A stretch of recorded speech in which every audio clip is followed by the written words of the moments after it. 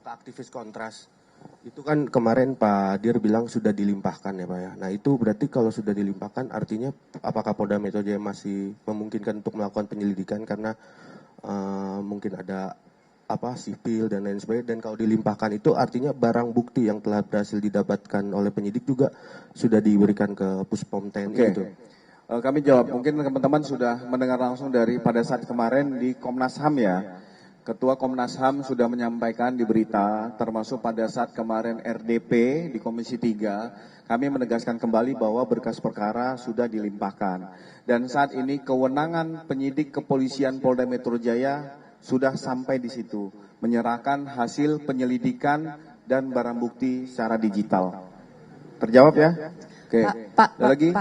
sedikit lagi Pak, tapi setelah dilimpahkan dari Polda Metro Jaya ke Puspom itu, teman-teman dari Kontras itu bilang kecewa dengan Polda Metro Jaya kenapa diberikan kepada Puspom bukan terus dilanjutkan penyelidikannya di Maka kami polisi. sampaikan tadi kalau Mbak menyimak dengan pernyataan statement saya bahwa kewenangan penyidik kepolisian sudah sampai di situ.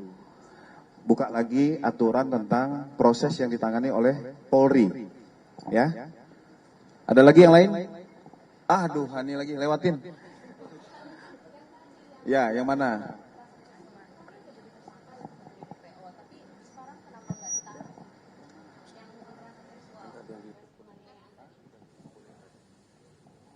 Yang tersangkanya F itu Pak, itu kan dia udah jadi tersangka dan sempat jadi DPO. Apa alasan dari penyidik nggak melakukan penahanan gitu Pak?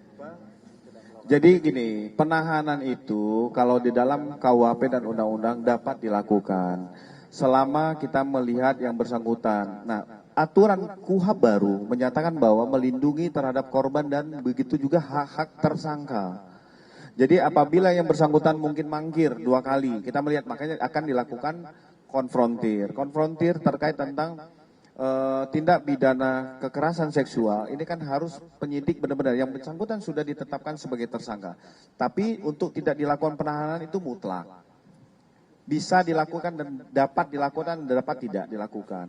Nah, tetapi pada saat hari ini kita melihat yang bersangkutan dipanggil, tapi sampai dengan saat sekarang belum hadir. Nah, mungkin ini akan menjadi masukan bagi penyidik untuk melihat apakah tersangka ini kooperatif atau tidak di dalam memenuhi panggilan penyidik. Gitu ya. Ada lagi rekan-rekan? Jangan sama, kalau sama saya nggak mau jawab lagi. Enggak, pertanyaannya kalau jawaban pertanyaannya sama, berarti tadi nggak dengar. Nah, apa? Coba. Sama nggak? Enggak, sama yang lain tadi sama nggak?